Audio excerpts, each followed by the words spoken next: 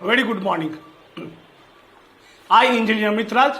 Today, we welcome you all on the Shiksha digital mode form. Today, a very important topic. The name of the topic it is called as cell.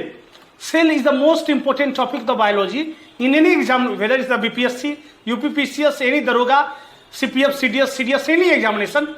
There are at least 2 questions asked from the cell. तो आज का जो topic होगा जिसे हिंदी में कहते हैं कोशिका, और ध्यान से इस टॉपिक को पढ़ेंगे।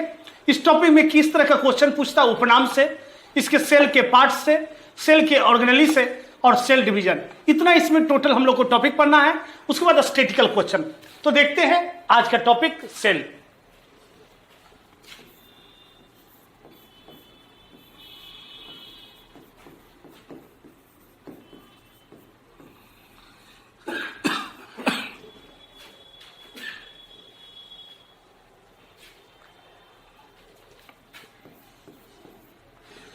सबसे पहले हम ये समझेंगे स्टैटिकल क्वेश्चन सेल से क्या पूछता है, फैक्चुअल क्वेश्चन, तब उसे बाद में पढ़ेंगे उसमें अप्लाइड क्वेश्चन क्या क्या है।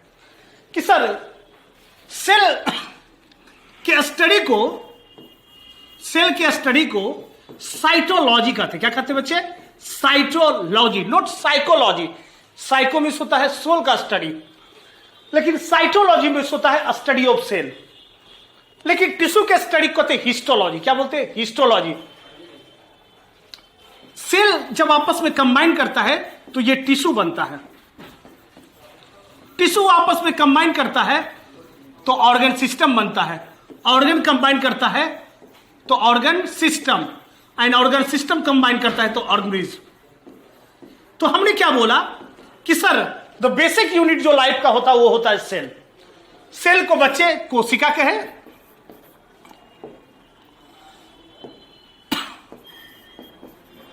इसको उत्तक बोले, इसको अंग बोले, इसको अंग तंत्र बोले और इसको जीव बोले। तो हमने अभी आपको जस्ट बेसिक बात स्टार्ट किया कि sir study of cell it is called as cytology and study of tissue is called histology. Cell जब कंबाइन करता है तो टिश्यू बनाता, टिश्यू कंबाइन करता है तो ऑर्गन बनाता, ऑर्गन कंबाइन करता तो ऑर्गन सिस्टम बनाता, एंड ऑर्गन सिस्टम कंबाइन करता तो ऑर्गेनिज्म बनाता। अब हमने कहा कि सर ये cell it is the basic building blocks of life. It is the basic building blocks of life. और इसको सेकेंड में डिफाइन कर सकते हैं structural and functional unit of life. Structural and functional unit of life जिसे कहते हैं cell.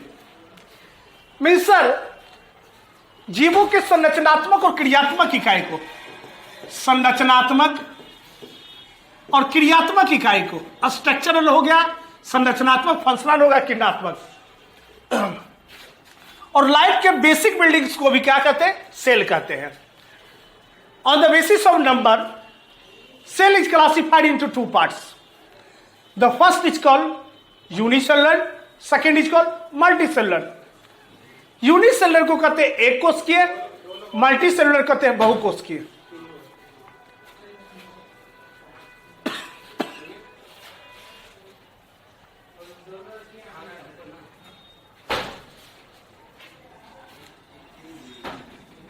क्या बोले? On the basis of number.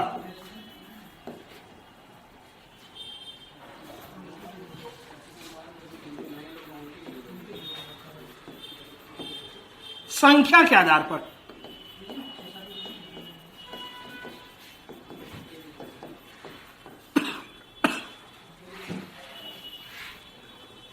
Cell 2 तरह के होते हैं। एक को कहते हैं यूनिसेलुलर, एक कोशिकीय, और एक कहते हैं बहुकोशिकीय। इसे इंग्लिश में बोलते हैं मल्टी सेलुलर। ध्यान से समझिएगा। हमने बोला संख्या के आधार पर सेल दो प्रकार के होते हैं। सबसे पहले कहा यूनिसेलुलर। यूनिसेलुलर को हमने बोला एक कोशिकीय जीव, और दूसरा मल्टीसेलुलर को बोला बहुकोशिकीय जीव। एग्जाम्पल जहां से पूछेगा इसका याद रखिएगा, amoeba, paramecium, Euglena, एसिटेबुलेरिया।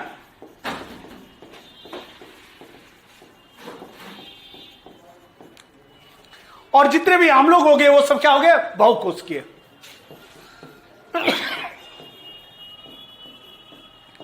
Human, elephant, cow, lion. तो हमने क्या बोला कि सर जब भी बात करेंगे ऑन द बेसिस नंबर के आधार पर, संख्या के आधार पर सेल दो प्रकार के होते हैं। एक को हमने बोला यूनिसेलुलर और दूसरे को बोला मल्टीसेलुलर, बहुकोशिकीय। यूनिसेलुलर में एक सेल होगा, एक कोशिका होगा। मल्टीसेलुलर में मोर देन वन सेल होगा। अब न्यूक्लियस के आधार पर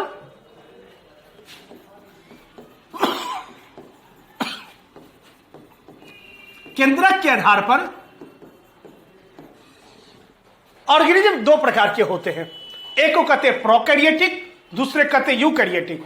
on the basis of nucleus cell is further classified in two part, one is called prokaryotic, second is called eukaryotic. But on the basis of number unicellular, multicellular. एक क्या बोले, prokaryotic. Second क्या बोले, eukaryotic.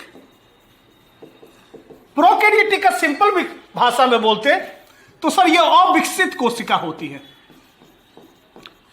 और ये क्या होता है, विकसित कोशिका। अर्थात कि सर न्यूक्लियस के आधार पर सेल जो हुआ, न्यूक्लियस के आधार पर जो सेल हुआ, इसको हमने दो पार्ट में बांटा, जिसके बोले प्रोकैरियोटिक जिसे कहते हैं अविकसित, यूकैरियोटिक जिसे बोले विकसित। सर इसमें जितने भी सेल ऑर्गेनली होंगे वो डेवलप नहीं होंगे, इसमें सेल ऑर्गेनली डेवलप होंगे। सर इसमें राइबोसोम 70s, इसमें 80s। इसमें सर न्यूक्लियर मेम्ब्रेन नहीं होता, इसमें न्यूक्लियर मेम्ब्रेन होता। अर्थात मेरे कहने का मीनिंग क्या है कि सर जितने भी प्रोकैरियोटिक सेल होते हैं वो डेवलप नहीं होते और यूकैरियोटिक डेवलप होते हैं।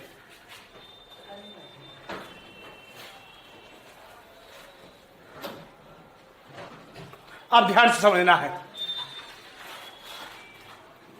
कोशिका का सिद्धांत, सेल का थ्योरी जिसने दिया उस साइंटिस्ट का नाम था स्लाइडेन और स्वान। क्या नाम था, स्लाइडेन और स्वान। इन्होंने क्या कहा कि सर प्रत्येक कोशिका की उत्पत्ति, प्रत्येक जीवों की उत्पत्ति सेल से होती है। Each and every organism is originated from the cell या कंपोज्ड ऑफ सेल।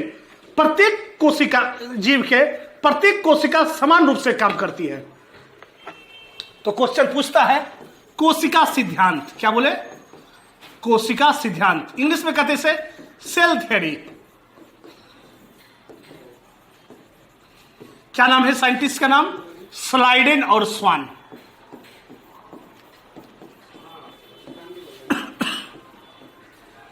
अब देखिए हमने क्या कहा कि सर सेल क्या होता है ये पढ़े, सेल के स्टडी को क्या बोलते हैं, साइटोलॉजी, ये पढ़े। सर सेल को on the basis of number कितने प्रकार, दो प्रकार, यूनिसेलुलर, मल्टीसेलुलर, एक कोश के, बहुकोश की, ये पढ़े। On the basis of nucleus cell कितने प्रकार के, दो प्रकार के, two types, one is prokaryotic, second is eukaryotic. फिर हमने सेल का डेफिनेशन पढ़ा कि sir cell is the basic building blocks of life. किसी जीव का बेसिक बिल्डिंग जो होता है वो सेल होता है।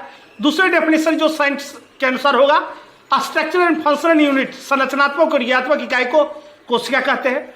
फिर लास्ट अभी टॉपिक पढ़े कोशिका सिद्धांत कि सर प्रत्येक जीव कोशिका की बनी होती है, प्रत्येक जीवों का, प्रत्येक कोशिका समान रूप से कार्य करती है और सभी एक दूसरे पर निर्भर करती है। और यह सिद्धांत जिसने दिया उसका नाम था स्लाइडेन और स्वान। अब बात करते हैं स्टैटिकल क्वेश्चन का, जो एग्जाम में पूछता है।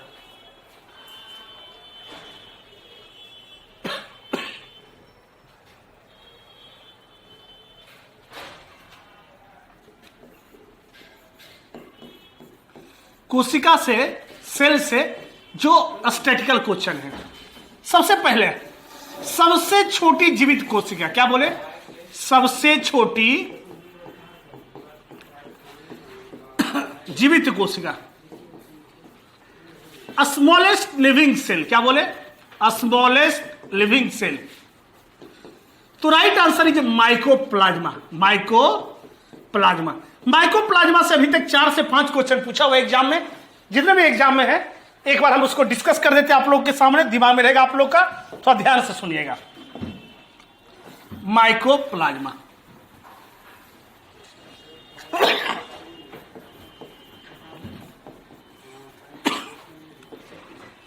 माइकोप्लाज्मा को कहते हैं पीपीएलओ, क्या बोले, पीपीएलओ। पहला पी को कहते हैं प्लूरो, दूसरा पी को कहते हैं निमोनिया, एल से होता लाइक, ओ से होता ऑर्गेनिज्म। सर माइकोप्लाज्मा में का खोज 1898 में नोकार्ड एवं रॉक्स ने किया। नोकार्ड एवं रॉक्स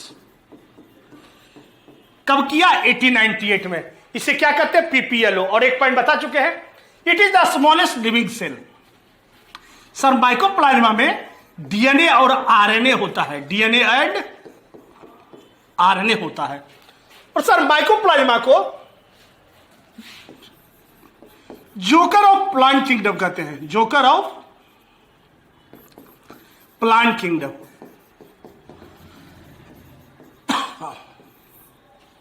तो हमने क्या क्या बताया, हमने बता रहा था कि सर स्टैटिकल क्वेश्चन सेल से क्या क्या पूछता है। तो स्टैटिकल क्वेश्चन में हम सबसे पहले बोले कि सर सबसे छोटी जीवित कोशिका क्या नाम है, तो हमने कहा माइकोप्लाज्मा। सर माइकोप्लाज्मा से 4 से 5 क्वेश्चन पूछा, वो क्या क्या है। तो पहला क्वेश्चन बता दिया, स्मॉलेस्ट लिविंग सेल। दूसरा, इसे पीपीएलओ कहते हैं, पीपीएलओ का एब्रिविएशन पूछता है, फुल फॉर्म पूछता है। पहला पी हो गया प्लूरो, दूसरा पी हो गया निमोनिया, एल से हो गया लाइक, और ओ से हो गया ऑर्गेनिज्म। सर पीपीएलओ में, माइकोप्लाज्मा में डीएनए और आरएनए होता। इसका खोज 1898 में नोकार्ड एवं रॉक्स ने किया। और सर इसे जोकर ऑफ प्लांट किंगडम कहते हैं, जोकर ऑफ प्लांट किंगडम। अब हमने क्या कहा कि सर ये निमोनिया है, तो ये निमोनिया हमारे लंग्स को अर्थात रेस्पिरेटरी सिस्टम को हैम्पर करता है, अफेक्ट करता है। अब देखिए आगे क्या है। पहला क्वेश्चन तो हम स्टैटिकल कर लिए।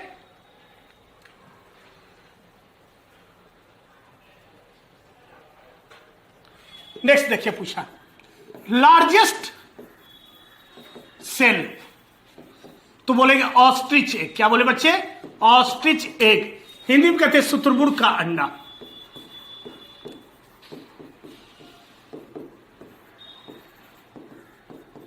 चलिए अब हमने कहा कि सर ह्यूमन में सबसे बड़ा कौन होगा, ह्यूमन में लार्जेस्ट सेल, तो बोलेंगे ओवम। क्या बोलेंगे, ओवम।